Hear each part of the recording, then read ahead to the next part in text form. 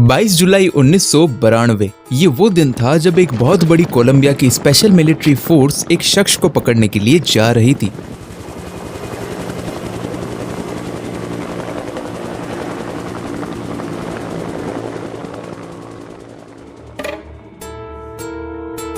ये जो शख्स आपको आराम फरमाता दिखाई दे रहा है, ये कोई मामूली आदमी नहीं है, क्योंकि ये बंदा उस समय पर $60 मिलियन हर दिन कमा रहा था। अगर आज के इन्फ्लेशन में देखें तो ये करीब 400 करोड़ रुपए होते हैं, यानी इसके हर दिन की कमाई करीब 400 करोड़ रुपए हुआ करती थी, जिसके चलते एक समय पर इसकी नेटवर्थ $30 बिलियन के आंकड़ों को चूम रही थी। यह इतना पैसा था कि इसने 1000 से भी ज्यादा सेफ हाउसेस को बना लिया था, जहां ये इन पैसों को छुपा के रख सके। लेकिन एक सेकेंड, छुपा के रख सके, इसका क्या मतलब? जी हाँ, ये पैसा कोई अच्छे कामों की वजह से इसके पास नहीं आ रहा था, बल्कि ये सारी धनराशि इसने ड्रग बिजनेस से कमाई थी। ये आदमी इस बिजनेस में एक समय पर इतना माहिर हो गया था कि इसको ड्रग लॉर्ड किंग कहा जाने लगा, क्योंकि ये उस समय पर पूरी दुनिया की 80% ड्रग को सप्लाई कर रहा था और इस कारोबार से अंधा पैसा छाप रहा था। इसका अंदाजा आप इस बात से लगा सकते हैं कि ये करीब हर महीने 2 से 3 लाख रुपए बस रबड़ बैंड पर खर्च कर देता था, ताकि ये इन पैसों को बांध सके। और तो और जितना भी पैसा ये अपने वेयर हाउसेज और सेफ हाउसेज में छुपाता था, उसमें से 10% पैसा यानी करीब $2.1 बिलियन सिर्फ चूहे कुतर जाया करते थे, या फिर वो वहाँ की सीलन की वजह से खराब हो जाया करता था। एक समय तो ऐसा भी आया कि ये सारे वेयर हाउसेज भी इसके पैसों को रखने के लिए कम पड़ रहे थे, तो इसने अलग अलग जगहों पर जमीन को खुदवा करके वहाँ अपने पैसों को छुपाना शुरू कर दिया। लेकिन वो कहते हैं ना कि गलत काम करोगे तो आज नहीं तो कल पकड़े जाओगे, और इसके साथ भी कुछ ऐसा ही हुआ। अब क्योंकि ये 1980 के दशक में हर महीना करीब 70 से 80 टन कोकेन कोलंबिया से अमेरिका सप्लाई करता था, जिसके चलते वहाँ के लोगों को इसकी गंदी लत लग गई थी, यानी वो लोग बिगड़ गए थे। और भला कोई सी भी देश की सरकार ये क्यों चाहेगी कि उसके देशवासी बिगड़े हुए हों? और इसी वजह से यूएसए की, कोलंबिया की और तो और पनामा की अथॉरिटीज इसके पीछे हाथ धोकर पड़ गई थी। लेकिन ये बंदा इतना शैतान था कि ये इन बड़ी बड़ी सरकारों के हाथ तक नहीं आता था, और जब कभी ऐसी सिचुएशन आ भी जाती थी जहां इसको लगता था कि अब ये फंस सकता है, तो ये पूरी सरकार को खरीदने के लिए निकल जाया करता था। घूस, लोगों को रिश्वत देना और सबको अपनी तरफ कैसे करना है, ये इसको अच्छी तरीके से आता था। लेकिन एक बार तो हद हो गई, जब ये एक ऐसी सिचुएशन में फंस गया जहाँ इससे कोई सरकार घूस ले ही नहीं रही थी। अब ऐसी सिचुएशन से बाहर निकलने के लिए सिर्फ 2 ही रास्ते थे। पहला कि जैसा सरकार कह रही है ठीक वैसा ही करो, या फिर दूसरा कि उस देश से कहीं और भाग जाओ। लेकिन मैं जानना चाहता हूँ कि अगर आप इस शख्स की जगह होते तो आप क्या करते? मैं आपको 5 सेकंड देता हूँ इनमें से एक को चुनने के लिए। शायद से आपने चुन लिया होगा, लेकिन आपको पता है ये आदमी क्या करता? सरकार को ही मरवा देता। लेकिन इस दिन सरकारें ये निर्णय लेती हैं कि आज तो कैसे भी करके इस आदमी को मार कर ही रहेंगे, और इसी वजह से ये अपनी स्पेशल फोर्सेस को ला कैथेड्रल मेंशन में भेज देती है, जहां ये शख्स आराम फरमा रहा था और इस बात से अनजान बैठा था कि एक बहुत बड़ी मुसीबत इसके घर पर दस्तक देने ही वाली है। आप आज की इस कहानी में जानने वाले हो कि किस प्रकार एक गरीबी में बड़ा हुआ लड़का, जिसके पास एक समय पर कॉलेज की फीस तक को भरने के पैसे नहीं थे, वो पैसों को कमाने के लिए किस हद तक जा पहुंचा कि वो कोलंबिया का ड्रग लॉर्ड बन गया और अपने बनाए गए सपनों के शहर में रहने भी लग गया। जी हाँ, ये कहानी है द पैब्लो एस्कोबार की। लेकिन आखिर इसके पास इतने पैसे आए कहां से, ये जानने के लिए हमें थोड़ा समय में पीछे जाना होगा।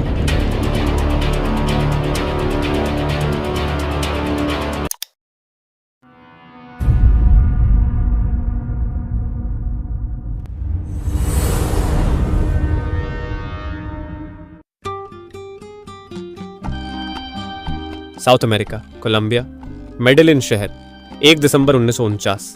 ये वो दिन था जब रियोनार्गो एंटीक्यो डिपार्टमेंट में एक बच्चे का जन्म होता है, जहां उसका नाम पैब्लो एमिलियो एस्कोबार जेवेरिया रखा जाता है। ये अपने 7 भाई बहनों में से तीसरा बच्चा था, जो कि मेडेलिन के पड़ोसी शहर में बड़ी ही गरीबी में बड़ा हुआ। जहाँ इसके पिता एक छोटे से किसान थे जो कि घर खर्च को अच्छे से नहीं चला पा रहे थे, तो इसकी मम्मी ने टीचर करियर को अपना लिया। लेकिन इससे भी कोई ज्यादा असर इनकी जिंदगी पर नहीं पड़ा था, क्योंकि वो दोनों अभी भी इतना वेतन नहीं कमा पा रहे थे कि अपनी घर गृहस्थी को अच्छे से चला पाए। और इसी वजह से एस्कोबार ने 1966 में अपनी हाई स्कूल को छोड़ दिया, जब वो 17 साल का बस होने ही वाला था। लेकिन एस्कोबार को हमेशा से एक क्रिमिनल लॉयर और पॉलिटिशियन बनना था, और उसके बाद प्रेसिडेंट भी। इन्हीं सपनों की वजह से उसने एक बार फिर से हाई स्कूल को ज्वाइन किया और अपनी हाई स्कूल को कंप्लीट करके कॉलेज में प्रवेश लिया, जहां एक मुसीबत उसका बेसब्री से इंतजार कर रही थी, पैसों की कमी। जी हाँ, एक बार फिर से उसके सामने पैसों की कमी आ गई, जिसकी वजह से उसको अपने सारे ख्वाबों को छोड़ना पड़ा।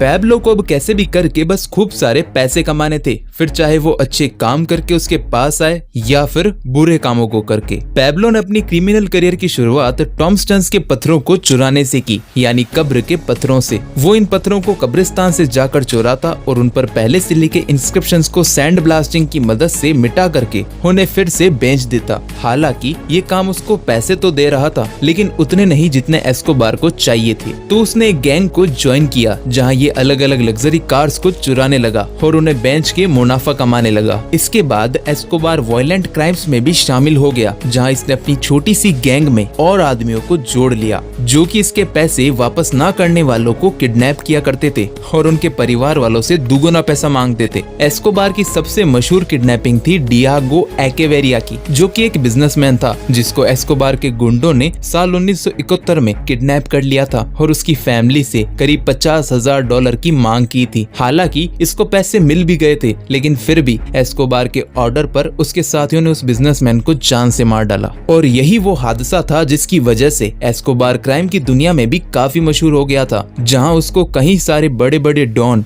और भाई लोग पहचानने लगे थे, जिनसे पैब्लो कई बार मिलने भी जाया करता था। लेकिन एक दिन पैब्लो उनसे मिलने गया तो उसने वहाँ पर देखा कि ये बाकी के डॉन और भाई लोग एक सफेद रंग के पाउडर को इधर से उधर कर रहे थे, जिनके उनको लाखों करोड़ रुपए भी मिल रहे थे। पैब्लो ने यहाँ पर फिर ये सोचा कि मैं किडनैपिंग करता हूँ, जहाँ मैं अपनी जान को भी दाव पर लगाता हूँ, फिर भी मुझे इतना पैसा नहीं मिलता जितना कि ये लोग बस एक पाउडर को यहाँ से वहाँ करके कमा रहे हैं। आखिर ये माजरा है क्या? फिर एस्कोबार ने इस पाउडर पर दिमाग लगाना शुरू किया और ऐसा दिमाग लगाया जिसको देख के बड़े बड़े डॉन और भाई लोग भी हैरान हो गए। ये पाउडर और कुछ नहीं बल्कि कोकेन था।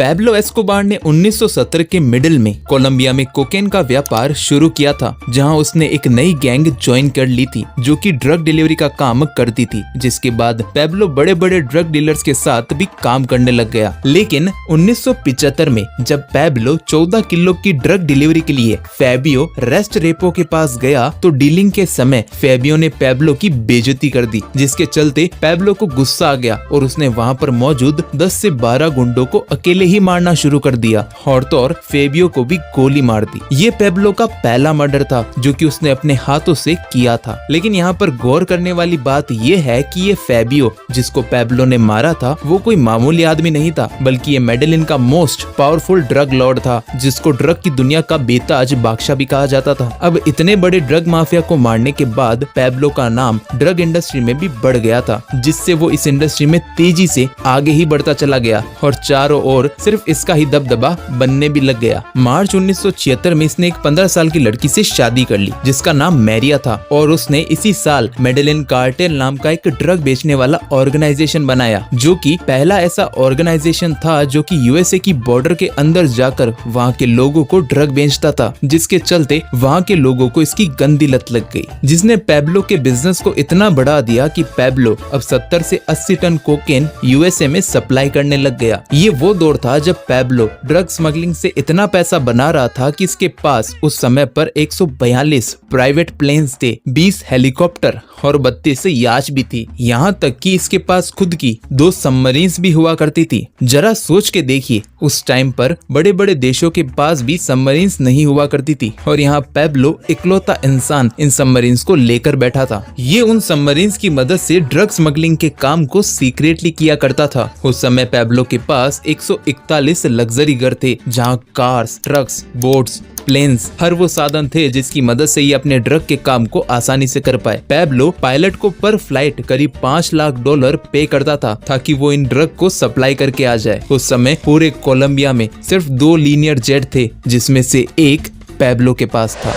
अब क्योंकि सब इसको पहचानने लगे थे तो साल 1976 में कोलंबियन सिक्योरिटी सर्विस DAS ने पैब्लो पर निगरानी रखनी शुरू कर दी थी और एक्यूडोर से वापस आते वक्त पैब्लो को गिरफ्तार भी कर लिया था, क्योंकि DAS के एजेंट्स ने पैब्लो की कार के स्पेयर टायर में से 39 kg कोकेन बरामद की थी। लेकिन आप मानोगे नहीं, इसने कोर्ट में पेश होने से पहले ही अपने पहले जज को बदल दिया और दूसरे जज को पैसे खिला करके इस केस को हैंडल करने के लिए बैठा दिया ताकि वो और उसके साथी आसानी से छूट पाए।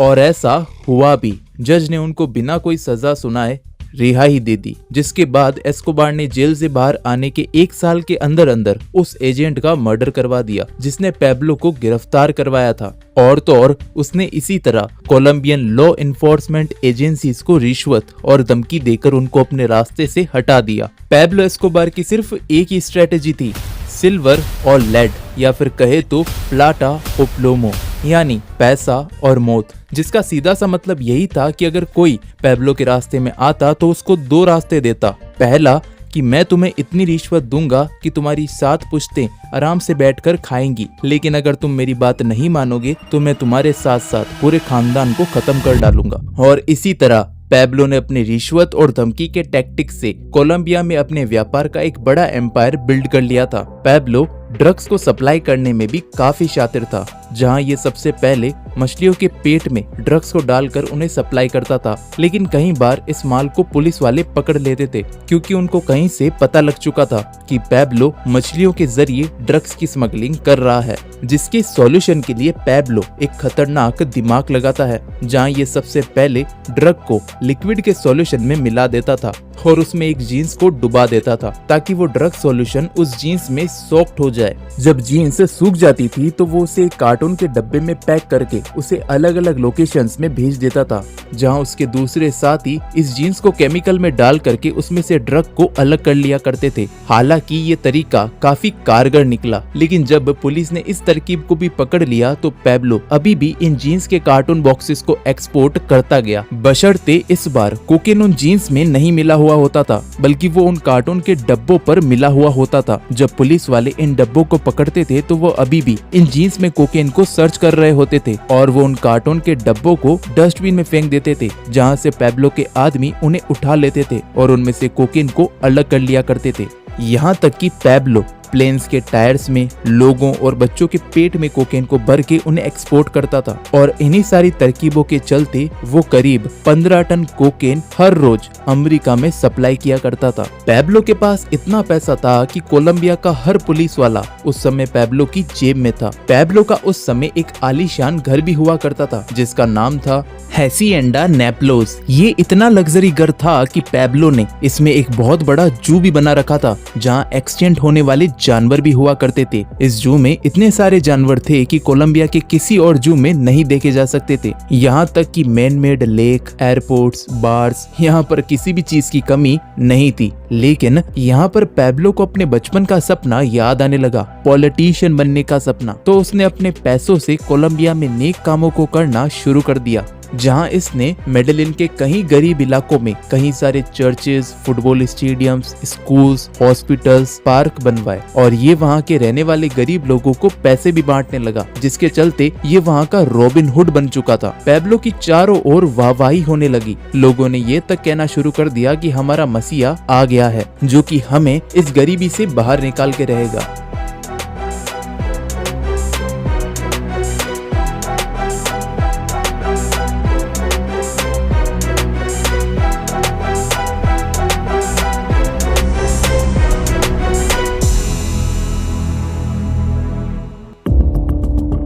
लेकिन पैब्लो ये सारे काम उनको गरीबी से बाहर निकालने के लिए नहीं कर रहा था, बल्कि वो ये सारे काम इसलिए कर रहा था ताकि उसको राजनीति में जगह मिल सके। और ऐसा बाद में हुआ भी। 1982 में उसको कोलंबियन कांग्रेस में जगह मिल गई और वहाँ की पार्लियामेंट में भी, जिसके चलते उसका दान करने का मकसद पूरा भी हो चुका था। यानी वो अब अपने काले कामों को बेफिक्री से कर सकता है। जब वो सरकार में आया तो सबने उससे पूछना शुरू कर दिया कि आखिर तुम्हारे पास इतने पैसे आए कहाँ से? तो वो हर बार यही बताता था कि मैं एक साइकिल को किराए देने वाली कंपनी को चलाता हूँ और मैंने वहीं से ये सारी धनराशि कमाई है। लेकिन सच्चाई क्या थी ये मैं और आप अच्छी तरीके से जानते हैं। 1984 को कुछ ऐसी चीजें पैब्लो के साथ हुई जिसने उसकी दुनिया को ही हिला डाला, क्योंकि ओपोजिशन के कुछ लीडर्स ने पैब्लो की सच्चाई पूरी पार्लियामेंट्री के सामने लाना शुरू कर दी, जिसमें से सबसे बड़ा हाथ था रॉडरिगो लारा बोनिलो का, जिन्होंने पैब्लो की क्रिमिनल हिस्ट्री को सबके सामने प्रेजेंट किया। पैब्लो इन सारी चीजों की वजह से काफी खुंदक में आ गया। हालांकि उसने यहाँ पर कुछ नहीं किया और चुपचाप कांग्रेस से रिजाइन कर दिया। लेकिन पैब्लो का गुस्सा शांत नहीं हुआ था, तो उसने इस गुस्से को शांत करने के लिए सबसे पहले रॉडरिगो की क्लास लगाई। जब रॉडरिगो अपने ऑफिस से अपनी कार में निकला था, तब अचानक से उसके पीछे एक मोटरसाइकिल आती है जिस पर 2 जन सवार थे। इन दोनों जनों में से एक ने, जो कि उस मोटरसाइकिल के पीछे बैठा था, उसने एक राइफल को निकाल लिया और रॉडरिगो पर कॉन्टिन्यूअस फायर करना शुरू कर दिया, जिसके चलते रॉडरिगो के भेजे में 3 गोलियां लग गई और वो वहीं मारा गया। पैब्लो ने डायरेक्ट गवर्नमेंट के साथ एक जंग छेड़ दी थी, जिसके चलते वो दुनिया का पहला नार्को टेररिस्ट बन गया था। इसके बाद 18 अगस्त 1989 को कोलंबिया के इलेक्शंस में लुइस गैलन ने पैब्लो को अमेरिका भेजने की मांग की थी, जिसके जवाब में पैब्लो ने उसके ऊपर हमला कर दिया। इन पर सबसे पहले एक हमला होता है जब ये अपने कैंपेन पर जा रहे थे, जहां कुछ टेररिस्ट ने इन पर आरपीजी की मदद से हमला कर दिया था, लेकिन ये वहां से कैसे भी करके बच निकलते हैं। लेकिन पैब्लो इसके बाद भी शांत नहीं बैठा। उसने इसके कुछ हफ्तों बाद ही अपने आदमियों के जरिए लुइस को एक भारी रैली में एक स्टेज के ऊपर गोली मरवा दी और उनकी वहीं पर जान ले ली। इसके बाद पैब्लो एक पुलिस हेडक्वार्टर में भी बॉम्ब ब्लास्ट करवा देता है, जहां 45 पुलिस ऑफिसर्स मारे जाते हैं और 400 लोग घायल भी होते हैं। इसके बाद पैब्लो ने एक प्रेसिडेंशियल कैंडिडेट को भी बेरहमी से मरवा दिया। यानी अब पैब्लो एक ड्रग स्मगलर से इंटरनेशनल टेररिस्ट बन चुका था, जो कि अपनी मन मर्जी से सबको खत्म करते जा रहा था। ये वो दौर था जब पैब्लो से सब डरा करते थे। पैब्लो ने अपनी स्नाइपर्स की सेना भी हायर करके रखी हुई थी, जिनको वो सेकेरियोस कहकर बुलाता था, जो कि पैब्लो के लिए उन लोगों को, पुलिस वालों को और नेता लोगों को ढूंढकर मार देते थे जो पैब्लो के अगेंस्ट में थे। पैब्लो ने उस दौर में पूरे शहर में आतंक फैला दिया था। पैब्लो ने एक M19 ग्रुप को पैसे दिए, जिन्होंने कोलंबिया के अंदर सिविल वॉर को बढ़ा दिया। यहाँ तक कि इस ग्रुप ने कोलंबिया की जस्टिस डिपार्टमेंट की बिल्डिंग पर हमला भी कर दिया, जहाँ ढेर सारे लोग मारे गए, जिसके बाद इसके आदमियों ने उस जस्टिस डिपार्टमेंट की बिल्डिंग को जला भी डाला। पैब्लो अब इतना खतरनाक हो गया था कि पूरी दुनिया की सरकारों की नजर उस पर थी, जिसमें से एक था अमेरिका। उस दौर में अमेरिका और कोलंबिया के बीच एक ट्रीटी साइन थी, जिसको एक्स्ट्राडिशन ट्रीटी भी कहा जाता है, जहां ये बताया हुआ है कि अगर कोई इंडिविजुअल सीरियस क्राइम जैसे ड्रग ट्रैफिकिंग और मर्डर्स करता है तो उसको अमेरिका में ट्रायल्स के लिए ले जाया जा सकता है। और इसी ट्रीटी के अकॉर्डिंग पैब्लो को अमेरिका से डायरेक्ट खतरा था। अगर वो पकड़ा जाता तो उसको हमेशा के लिए अमेरिका की जेल में सड़ना पड़ता। तो इस ट्रीटी से बचने के लिए पैब्लो ने कोलंबियन सरकार को एक ऑफर दिया, जहां उसने सरकार से ये कहा कि मैं कोलंबिया का $10 बिलियन का कर्जा चुका दूंगा, बशर्ते आप इस ट्रीटी को एक्सचेंज करेंगे। लेकिन कोलंबियन सरकार इस ऑफर को ठुकरा देती है, जिसके बाद पैब्लो को लगा कि कोलंबियन सरकार ऐसे नहीं मानेगी, तो उसने अपने आप को 1991 में खुद को पब्लिकली सरेंडर कर दिया और कोलंबियन सरकार को कहा कि मैं आपके हाथ तभी आऊंगा जब आप मेरी 2 शर्तों को मानोगे। पहली कि आप मुझे इस ट्रीटी के बेसिस पर अमेरिका नहीं भेजोगे, मैं कोलंबिया की जेल में ही रहने के लिए तैयार हूँ। लेकिन दूसरी शर्त यह है कि मैं वो जेल खुद बनाऊंगा।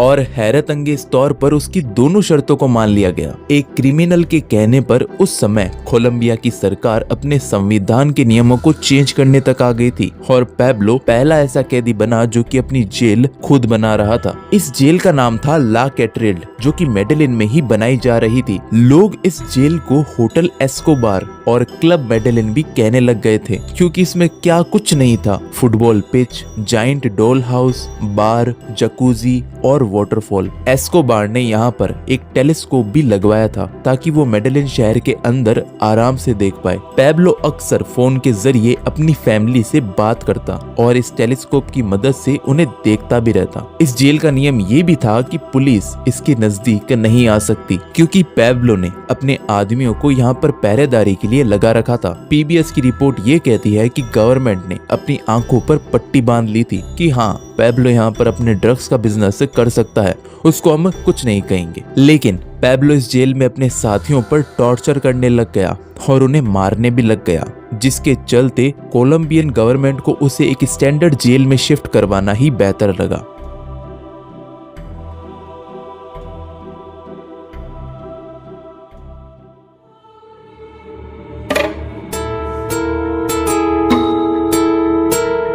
बाईस जुलाई 1992 को ये सरकार एक 600 आर्म्ड फोर्स की टीम को पैब्लो को उसकी बनाई गई जेल से बंदी बनाकर लाने को कहती है और उसको एक स्टैंडर्ड जेल में भेजने का ऑर्डर देती है। ये team special United delta force के द्वारा ट्रेंड थी, जिसको सर्च ब्लॉक के नाम से पुकारा जाता था, जिसको कॉलोनियल होगो मार्टिनेज लीड कर रहे थे। ये सारी फोर्सेस को अचानक से रवाना कर देते हैं ताकि पैब्लो को इसकी कानो कान खबर ना मिल सके कि एक बहुत बड़ी टीम हमें पकड़ने के लिए आ रही है।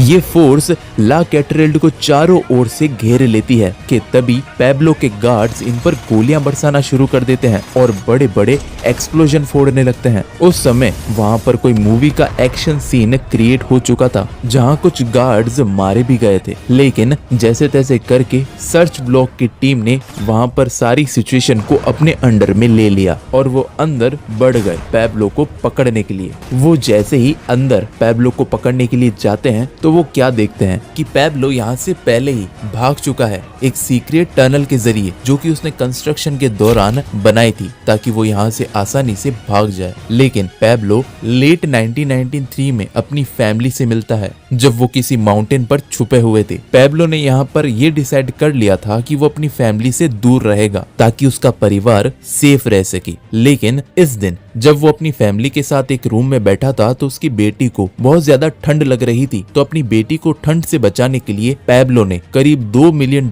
पर आग लगा डाली ताकि अपनी बेटी को ठंड से बचाया जा सके। दरअसल उस समय उसकी बेटी हाइपोथर्मिया से सफर कर रही थी, तो पैब्लो को ऐसा करना ही ठीक लगा। इसके बाद पैब्लो अपनी फैमिली से अलग हो जाता है। लेकिन 1 दिसंबर 1993 को ये वही तारीख थी जिस दिन पैब्लो का जन्म हुआ था और इसी दिन पैब्लो का 44th बर्थडे था और इसी चीज के चलते वो गलती से अपने परिवार से बात करने के लिए अपने बेटे को कॉल लगा देता है और ये गलती उसकी मौत की वजह बनने वाली थी। सीक्रेट फोर्सेस को पैब्लो की लोकेशन ट्रेस हो जाती है और वो फिर से सर्च ब्लॉक को पैब्लो के पीछे भेज देती है। जब पैब्लो उनको देखता है तो वो अपनी जान बचाने के लिए वहां से भागने की कोशिश करता है कि तभी सर्च ब्लॉक के सोल्जर्स उस पर मल्टीपल फायर कर देते हैं, जिसकी वजह से पैब्लो की 2 दिसंबर 1993 को मौत हो जाती है।